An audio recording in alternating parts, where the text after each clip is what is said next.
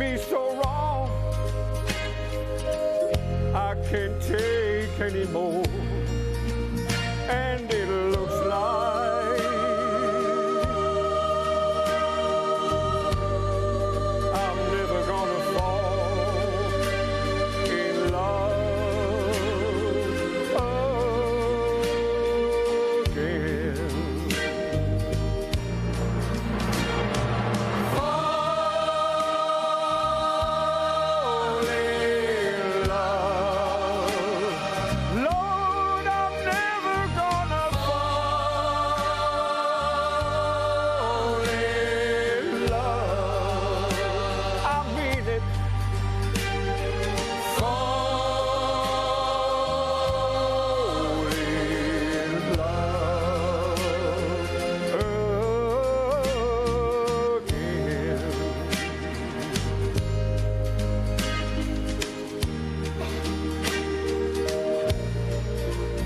All those things I heard about you, I thought they were only lies. But when I caught you in his arms,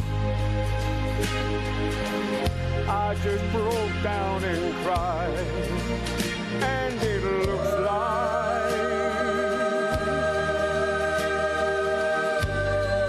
I'm never gonna fall in love again. That's why I'm singing. Fall in love. Lord, I'm never gonna fall in love. I mean it, I mean it. Fall in love again.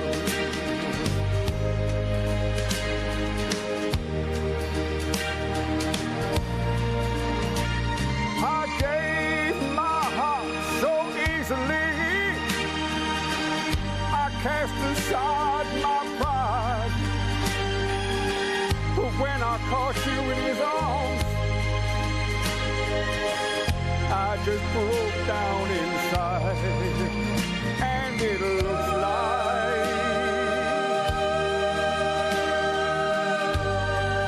I'm never gonna fall in love again. That's why I'm singing. Fall in love. Lord, I'm never gonna fall in love. I mean it, I mean it. Fall in love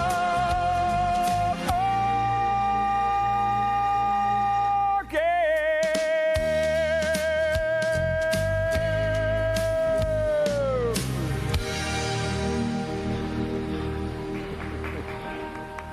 Thank you.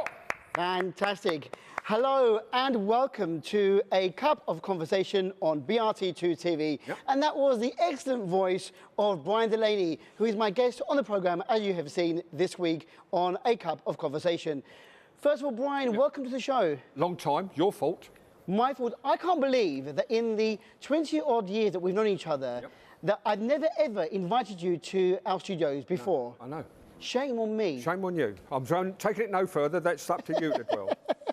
And you're quite right for shaming me, but we have known each other for many, many years. We have, yeah. And I'm sure a lot of the people out there who have been here for a few years know you as well, because you've been singing, entertaining the public for over 20 years. Yeah. Let's find out more about you. Now, Brian, how long have you been on the islands? 1994. Ah, the year that I arrived as well. So we both came together at the same time. There you go. I never knew that either. So there you are, find out something new every day. You go into TV, I go into music, yeah. Yes, definitely. Better at music than I am at TV. But Brian, so where were you actually originally from in the UK? Originally from Twickenham. That was my birthplace. Was in Twickenham, Middlesex. Grew up there, spent my life there, worked from there, sort of thing. That was basically it from there. What was your profession? Profession, father was a greengrocer, so we had, veg shops really, a bit like Yarbelesh, big fronted, The old Yabelesh. An old style Yabelesh. Okay, so there you are, fruit and veg man. Yeah. And here you are in North Cyprus years later, singing for your living. Yeah.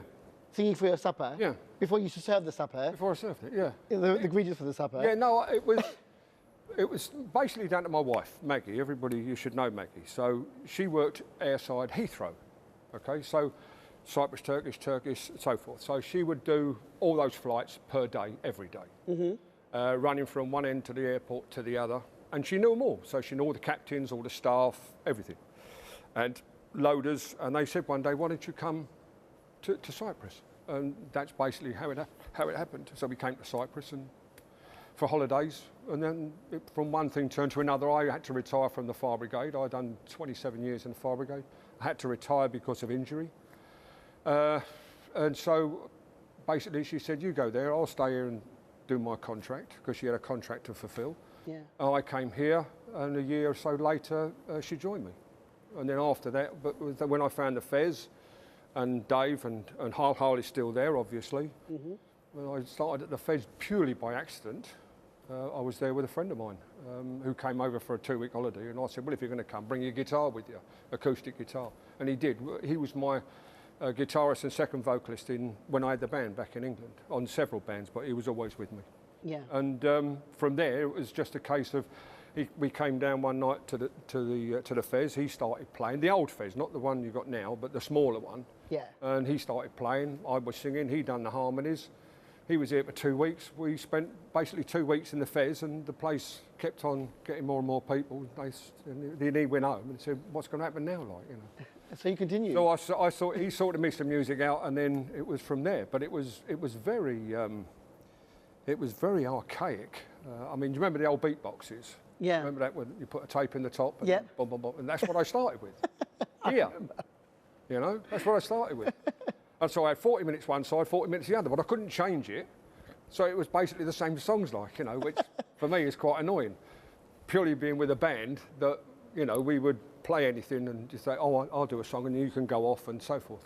So that was the sort of thing that it was. But it was, for me, it was great fun. I had the first rock and roll band here, live, which upset a lot of people, but we created a lot of noise, and from the harbour to the Neptune, had a great year. I think we lasted about a year.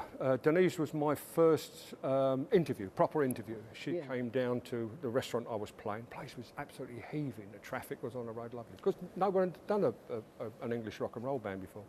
And it was basically rock and roll. Trust me when I'm telling you, we're talking old style Chris Lifted and Elvis Presley. Yeah. So that's the sort of thing we're talking about. And then she came down, she sat there with her box, and we chatted, and that was our first interview. And then she interviewed me a couple of more times out and about, and then I came in and... I know, I mean, you've been on Denise's main event programme a few times now. Yeah. And she's a very good friend of yours as well, like mine.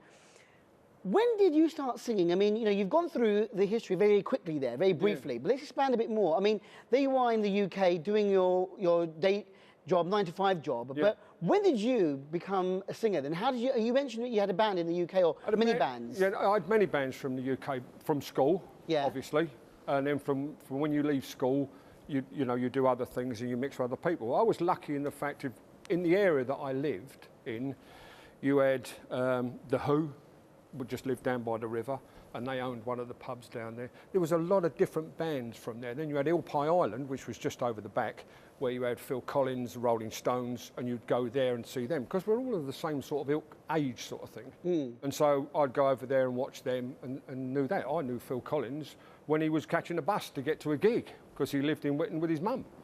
Silly stuff. You wouldn't believe it, but that's basically, the sort of things. But then from having the school bands, you just had another band, and then I joined the fire brigade and formed another band, done one for inside the fire brigade to raise money for the benevolent fund, which we did very successfully, and then another band which was half of the one from outside.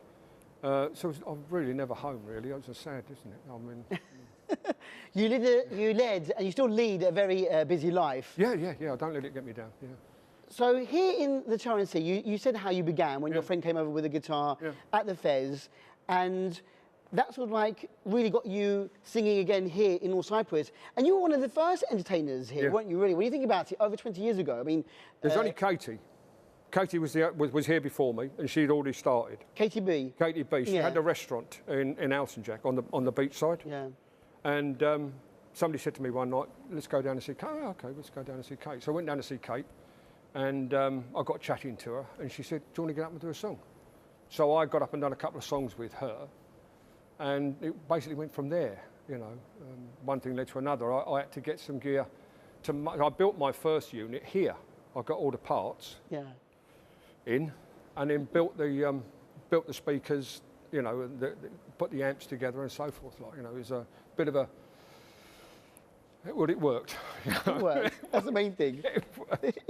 That's the main thing. Basically, I never stopped from there. Then it was like 4 or 5 nights a week. It was horrendous. Kate was doing the same thing. Kate was out as much as I was, like, because there was basically only the two of us at that time. At that time, yes. I mean, there wasn't a lot of choice for people out there to watch live music, but you and Kate were the pinnacle of entertainment back then, back in the late 90s. And I remember, because I moved, as I said, as we realised, at the same time as you. Yeah. And then, I mean, I found this old photograph. Luckily, I'm not in it. There is one that I'm in, but I took this photograph.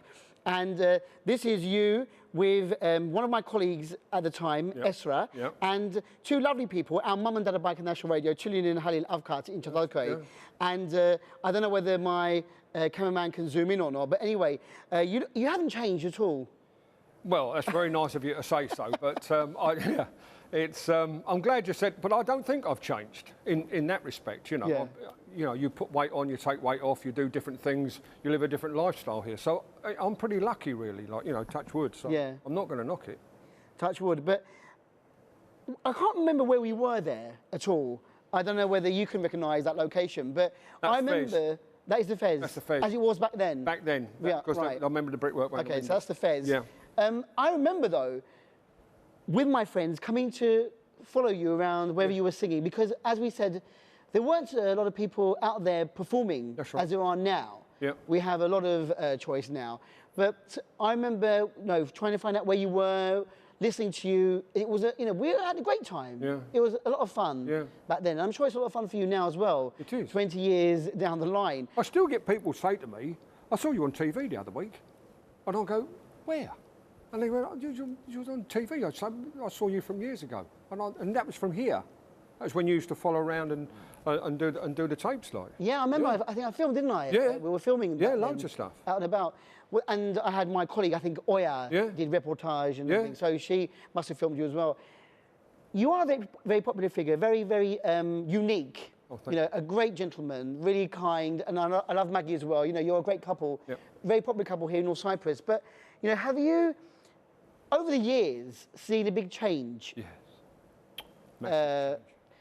In what's going on? Yeah, massive change. Yeah. Yeah, it takes me an hour to get to Guernsey now, whereas before it took 7 minutes. Where are you based? Where do you live? Chadalkoy. You live in Chadalkoy? On the water side. Yeah. Yeah. So, obviously, lots of build-up, lots of traffic. Can't see the sea anymore. Can't see the sea anymore. Which is sad. But, after all these years, you are still here. I mean, they were, Maggie was flying to and from Cyprus. Then you came here for holidays and you fell in love with the place, like many people do. Yeah. Are you still happy to be here? Yeah. On the islands? Do you know something? I would get asked this question a lot, and they say, really? Life is what you make it, and who you make it with. So you choose your friends carefully, your time, and so forth. Now, a lot of people, I did when I come here, I started the several charities when I was here, and mostly to do with health. So I got together with a couple of doctors, done some charity work, some in conversations with me, selected 40 people who would pay to come and have a meal. And I'd raise money through whatever, and the money would go, not cash, and say, what do you want? So I bought little blood pressure machines and that sort of thing. So all those sorts of things would go towards it. So little bits and pieces that help certain people.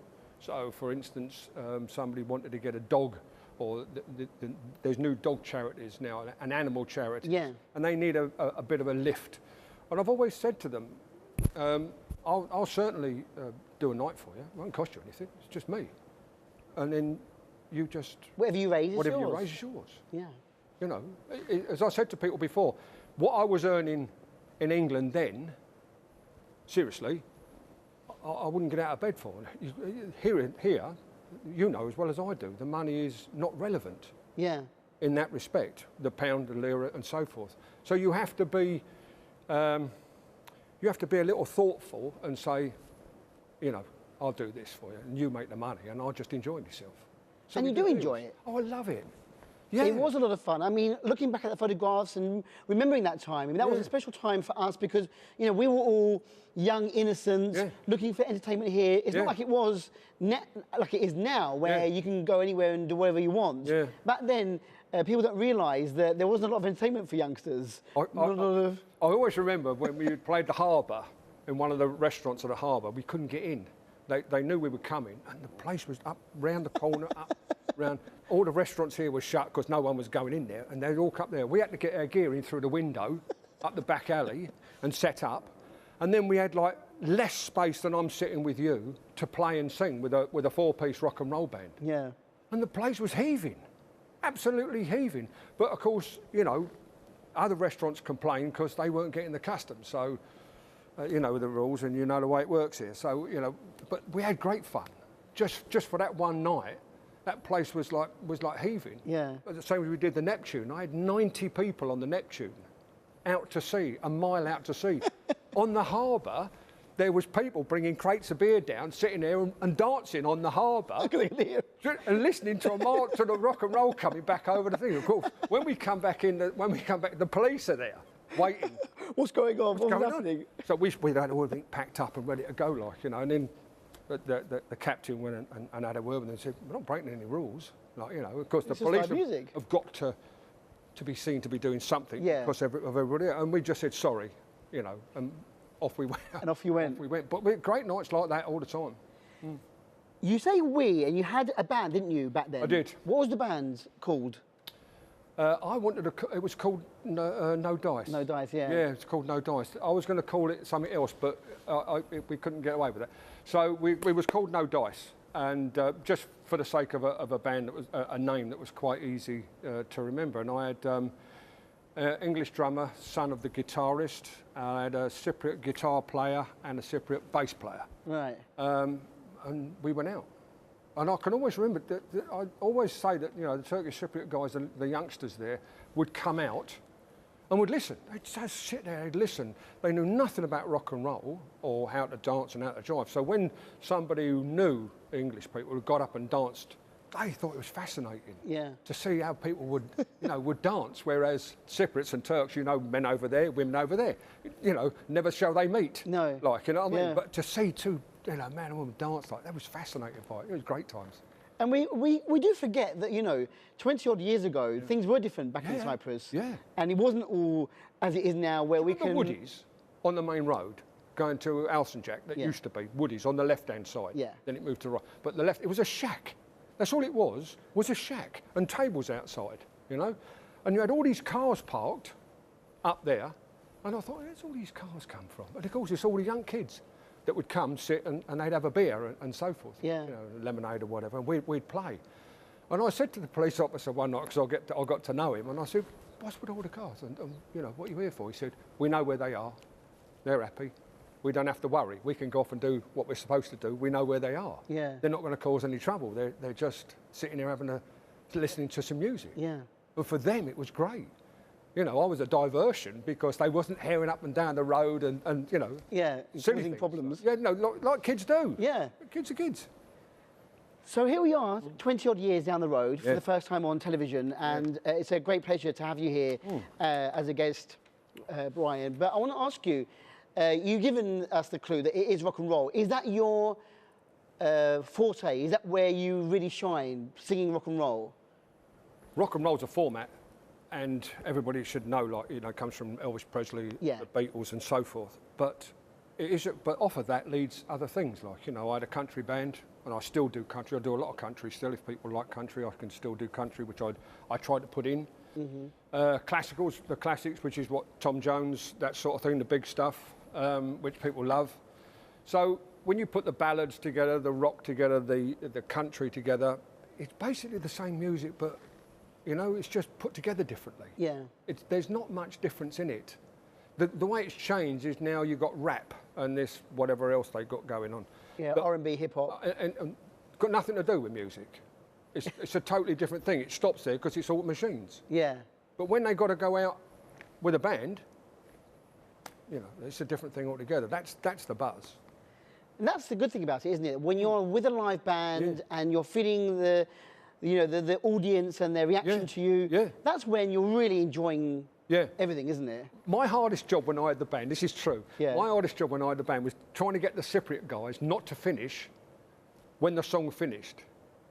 Roll it. Yeah. And I go, what? Just roll it again. But it's finished. No, look, they're dancing. They're having a good Carry time. on. At 3 minutes, they're still dancing. Just roll it again. And they just couldn't get it in their head to roll it, just to carry on. Where from? Or the beginning or the chorus or whatever. Take a lead break. And that was very difficult for them to understand. Yeah.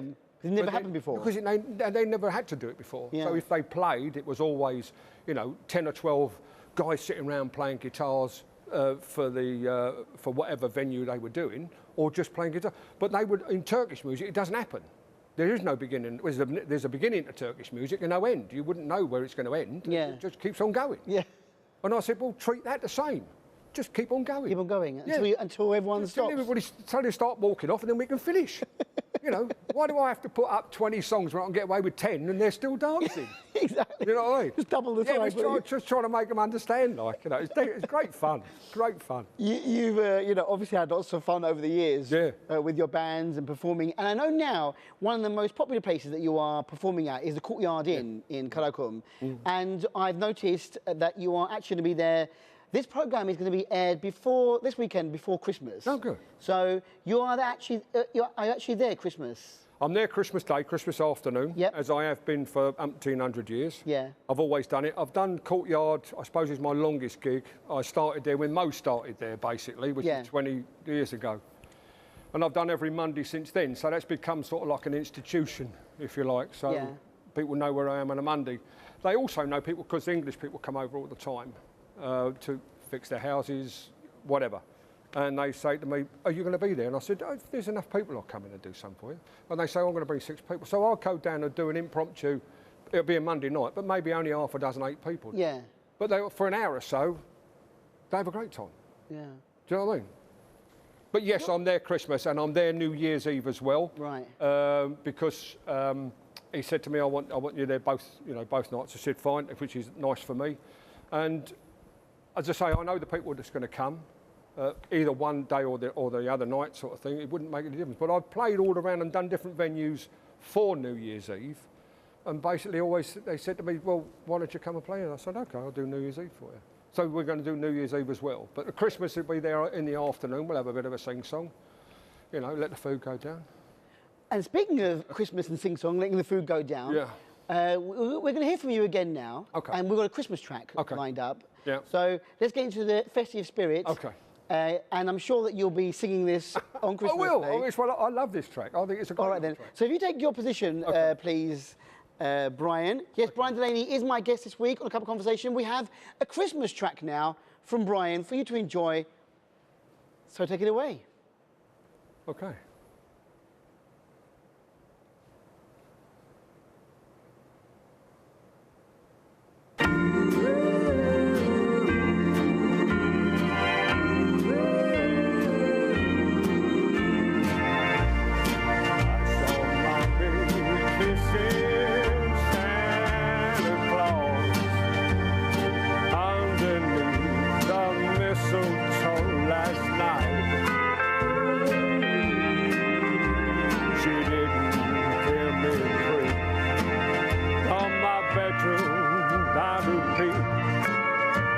She thought that I was tucked up in my bedroom, fast asleep. So I saw Mommy tickle Santa Claus underneath his beard so snowy white. What a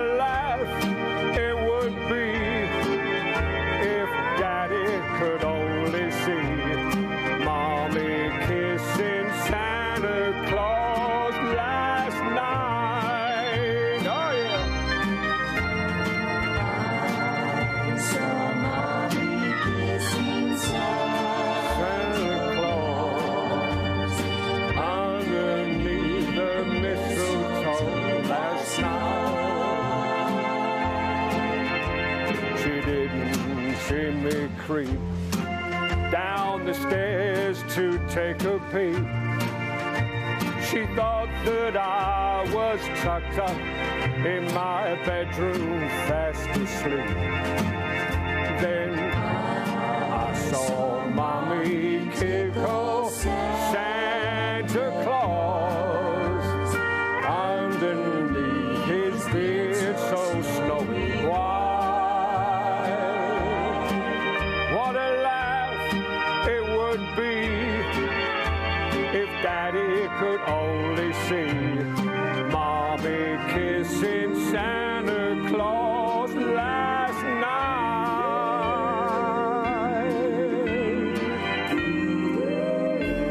Merry Christmas, everybody. Merry Christmas. Fantastic. Thank you very much, You're Brian. welcome. You're welcome.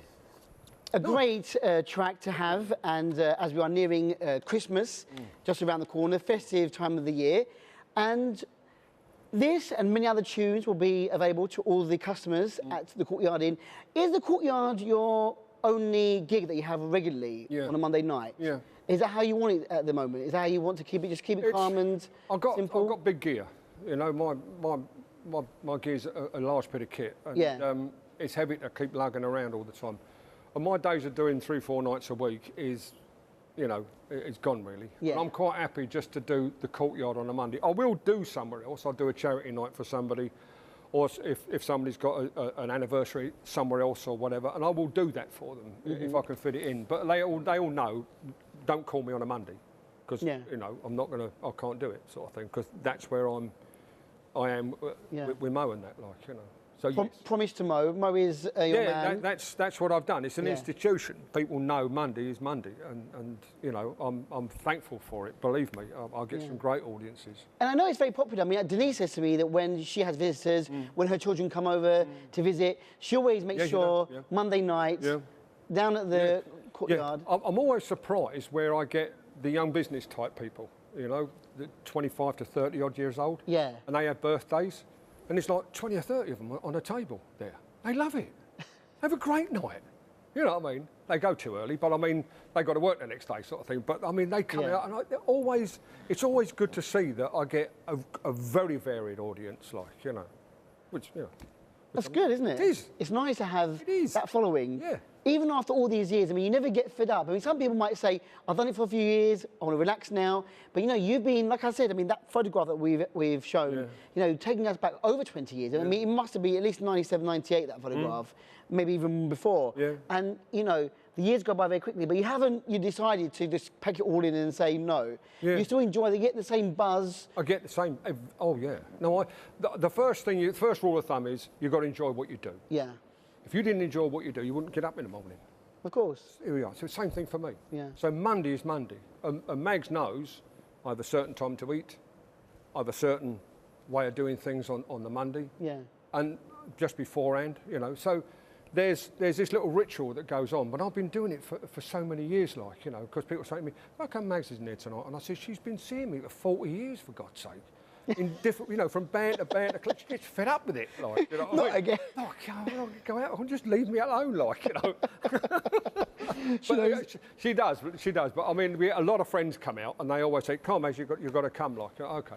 So, you know, where's a group that she can join in with, and Maggie, Mags will join you. Yes, she will. But she's your groupie. Yeah, she won't just say, "Well, I'm not going. I can't be asked." Like, I'm staying at home. Like, you know. Enough is enough. Enough is enough. I've listened to you for 40 years. Yeah. No more. Yeah. But I don't think anyone can get tired of listening to you, Brian, because you really have a great voice, a great presence on the stage. Thank you. You're a gentleman, really are a gentleman. And it's a shame that I'm not in that circuit anymore where I'm going out and about. But hopefully one day I will come and bring my family to see you on a Monday night at the Courtyard. Come one summer evening. I will. One summer evening, I'll be there. You know, and just when there's no school the next day for my son, I'll be there. Yeah, no, come. I'll be there because it's a really good. It's a nice venue for a buzz, and that little courtyard area that just gets so tight, like, you know. I think that's half one of the battles when I say to people when they come out, and I've got people they go, and I go, it's cold outside. He said, yeah, but when can I go in December and eat outside? I can't do it in England. You know? Yeah. And I go, no, I'll put the table outside. I want to eat outside. And that's what they do. And they like to see the sky. Yeah. Like, you know what I mean? And those are the beautiful things. The things that make Cyprus special. Yes, it does. Yeah, I think. Yeah. Your music is quite, you know, as you say, unique. Everyone enjoys it. Rock and roll, a bit of Tom Jones. We've got, you know, more coming up at the end of the program. But do you follow the music today? I mean, even though we don't like the, you know, we don't really class the hip hop and the rappers' music at the moment. But I mean, there are some great contemporary singers at the moment. Oh. I mean, do you ever sing any of the more modern stuff as well? Yeah, I do some Adele. Difficult because Yeah. it's a different key altogether. Yeah. Certainly Ed Sheeran. Oh, he's an excellent. Just the business, like, you know. And then, of course, you've got, like, the contemporaries now, of course, is Bublé, which is, you know, he's back on the scene now after a couple of years off because of his child. So, yeah, in that respect, there are still some really good John Legend, those sorts of people that are out there, you know, still doing it really good. So do you add that into your repertoire when you want to make a bit of a change, or do you try and find out what's popular at the moment? So you might get requests for a song that's, you know, an Ed Sheeran song. Oh, I don't mind. There's only 3 or 4, 5 Ed Sheeran songs that I would do. Yeah. But there's so many words, you know, I can't get my head around half of them, like, you know. I know, well, he's speaking, it's like a poem, isn't it? Yeah, It's poetry. Has he remembered the damn thing, let alone anything else? But there are certain Ed Sheeran songs that are now going to be classics, obviously, you know, Perfect. Yeah. You know, that sort of thing. So that's going to be an all-time classic. If he never wrote another song... Doesn't matter, he's got that one out there. That's his pension. Yeah. Like, you know. So when you've got a song like that, just wonderful. And then, of course, you've got Adele. She might come back one day and you know, another pop at it. Yeah. But the good ones will keep going. Yeah. There's always the good ones will keep going. They might have a year off, but they won't. Tom Jones, back on the road. Rod Stewart, back on the road. Yeah. These, you know, you can't stop these guys. They're 73, 75. Yeah. And they're still out there kicking it. And, you know, for me, that just gives me encouragement to stay healthy. If you listen to Rod Stewart and he says, you know, what do you do? He said, I'm in the gym every day. Every day. He goes to the gym to stay fit, because you can't do what I do, unfit. Don't work. No. You know what I mean? And I know that you go to the gym because I interviewed a friend of yours, the great guy, Aras Karabal, and he's got a shop in Bella Pais now. He's a friend. And I remember he was saying to me, or I've seen maybe on his social media, on Facebook, because you don't have Facebook, I know Maggie does, but Aras showed a picture of you and him, and he mentioned that, you know, you were a really good friend of his and that you helped him train and everything. So you're telling me that you go to the gym? I personally go to the gym 5 days a week, and I'm in there from about 5:30. I get, Aris comes in 3 days a week with me, and I train him with me to get him fitter. He wanted to lose weight and get healthier. So I devised a plan for him. It now works. He's now lost 6 kilos, which I'm very pleased with. Yeah. And he's got another couple of kilos to go for himself, and he'll just continue on the path that we've structured for him. So yeah, that's what I do. And then if somebody wants training during the day or whatever, and I can make some time for them, I'll take them down there. But of course, when I get in there, the old guys who are in the gym, they go, hey, Brian, just come and show us how to do this, or can you just show this person how to do that? So it's not just, you know, me just going down the gym and train. That's why I go early in the morning, so I don't have anybody come bothering me. Yeah. I don't mind people bothering me, but if I'm trying to, you know, get on and do what I want to do, what you want to do. I'm going to be in there for hours instead of an hour. Yeah. Yeah. So you've got to get your own workout done first before anyone else Before starts anybody to else comes say, in. help me with this. Yeah. But have you always been fit and always looked after yourself in this way? Well, from school, I played rugby, because it was a rugby school, Twickenham, see? Yeah. So I played rugby, and I got right up to county level, for want of a better word. I made the trials, wasn't good enough for the England team, but I made county level and played county, so I'm very pleased with that. And two of my teachers were both wingers for London Welsh and London Irish. So you had that, you know, that sort of thing. My dad was always, who knew them, because we drank with them like on a Sunday sort of thing. Yeah. So the teachers knew my dad. So there was no way I was going to get away with anything. It was a case of, don't do what you like. You know, that sort of thing. So I didn't have the problem, really. I just had to do what I had to do. And I was a big lump then, like, you know. But of course, as you get older, for what I mean, unloading, like now, of course, now you've got EU rules about weights and what you can't lift and what you've got, the wheelbarrows have got to be smaller and, you know, and so forth. When I was doing it, it was 56 pound of potatoes, it was 56 pound of onions. That's how they come in big sacks, big potato soak. You pick up one, sling one over, pick one up, walk. So I was getting a workout, just unloading and loading up lorries. You know, with vegetables. I didn't have to go to the gym then, like, you know, then it was a case of, I'm off to play rugby, off we go. You know, I'd go and train for rugby sort of thing. So yeah, I've always been fit and loved it. Did the same in the fire brigade. Yeah. Obviously being a fireman as well, you have to keep yourself fit and healthy. And you look really well. Thank you. You know, I feel great. I've changed a lot since that photograph there. I'm in the photograph, you haven't got any smaller, let's put it that way. I can't get any smaller. I'd disappear if I were any more smaller.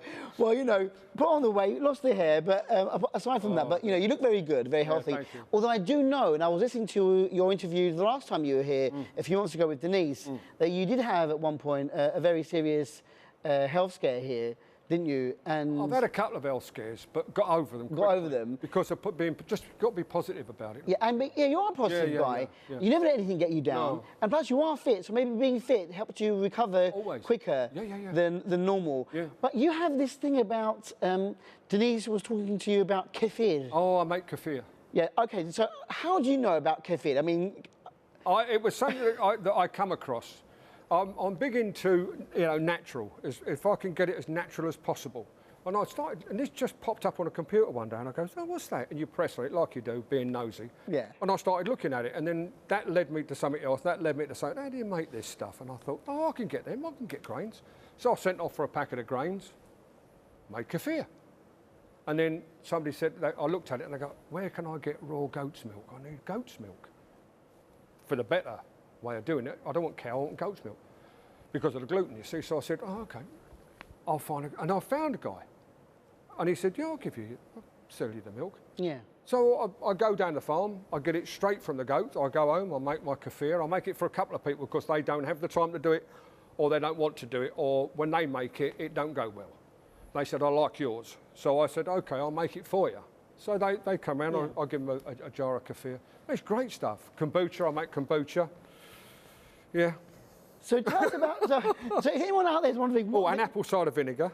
That's very good. Oh, no. Yeah, go on, sorry. But what is, I mean, someone out there is asking, you know, why is Brian talking about kefir? What is the benefits of kefir for you? Why would you... It's gut health. Everything stems from your gut. Yeah. So a lot of people don't understand about eating bread. It's the additives within the bread that gives you a lot of problems. So whether you have a yeast infection, whether you end up being bloated, and you're not understanding why you're being bloated. A lot of people are not willing to sacrifice a little bit of work, saying, I'll take that food out and see what happens, and put it back in 2 weeks later. Take another food out, put that one back in, see what happens 2 weeks later. But you've got to take kefir little bits at a time. You can't go necking it and buy an half pint. No. You've got to slowly, because it will follow through quite badly to start with. But once it's in your gut, for instance, if you went to the doctor and for whatever reason you had an abscess and he gave you an antibiotic. Antibiotic doesn't just go to your tooth, it strips your whole body. So your immune system is shot, you haven't got one. Yeah. So the kefir, while you're taking the antibiotic, will feed the gut again and then start to make the good bacteria for your gut, the flora, to make that work. And so you're not going to be in limbo land, shall we say. Yeah, it's quite simple. Interesting, amazing. You've really got into the Cypriot life here, Brian, and we're coming towards the end of the interview now. We've got one more song to hear from you, and we've got a Joe Cocker song that you've chosen to share with us. Yeah. For those who want to find out more, they can find you at the Courtyard, can't they? Yeah, always. Yeah, always. So Mr. Brian Delaney is at the Courtyard Inn every Monday night.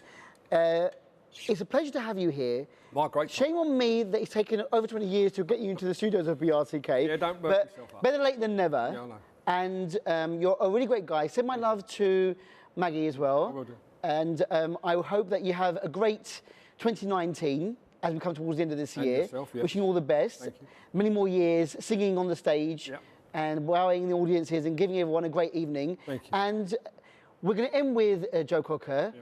And so if you want to take to the stage, but let's shake hands and say thank you very much, my good friends. Take care. And once again, The floor is yours, and we say goodbye to Brian Delaney, who is my guest on A Cup of Conversation this week.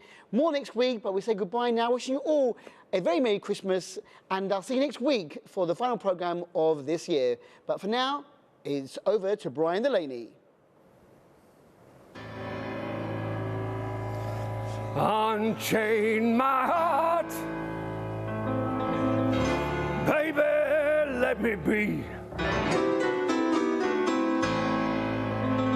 'Cause you don't care about me. Set me free.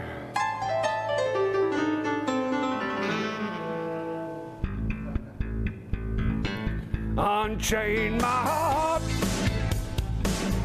baby, let me go. Unchain my heart, 'cause you don't love me no more.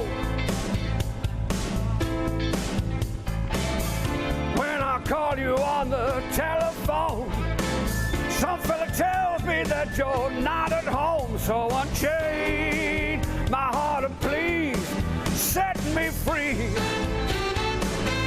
Unchain my heart, Unchain my heart, baby, let me go. Unchain my heart, unchain my heart. you don't love me no more. Why'd you live your life in misery? You don't care a bag of beans for me. So unchain my heart and please set me free. Oh, I'm under your spell. I'm like a man in a trance, yeah. Lord, you know darn well that I don't stand a chance. Please unchain my heart. Unchain my heart, Let me go my way. Unchain my heart. unchain my heart. You don't love me no more. Why'd you live your life in misery? You don't care a bag of beans for me. So unchain my heart and please set me free. All right.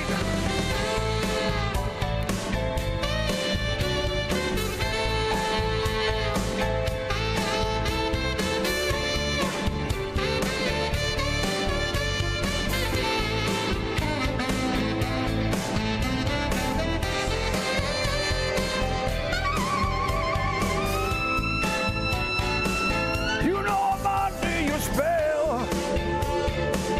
I'm like a man in a trance, yeah. Lord, you know darn well that I don't stand a chance. Ooh, unchain my heart, Unchain my heart, let me go my way. Unchain my heart, unchain my heart. you don't say what you know. Why'd you live your life in misery? You don't care a bag of beans for me. So unchain my heart and please set me free. Why don't you do that for me?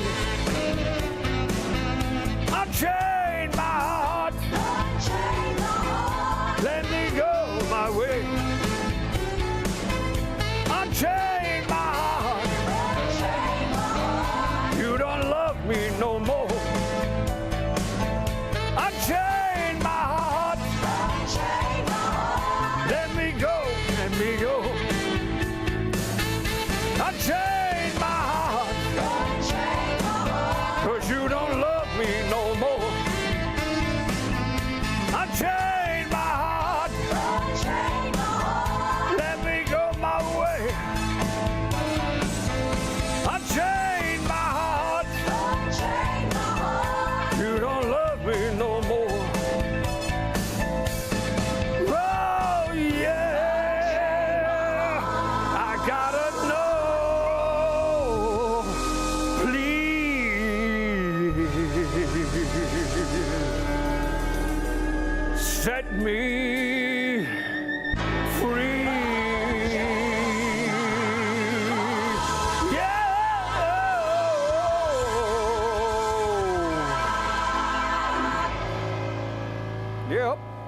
on.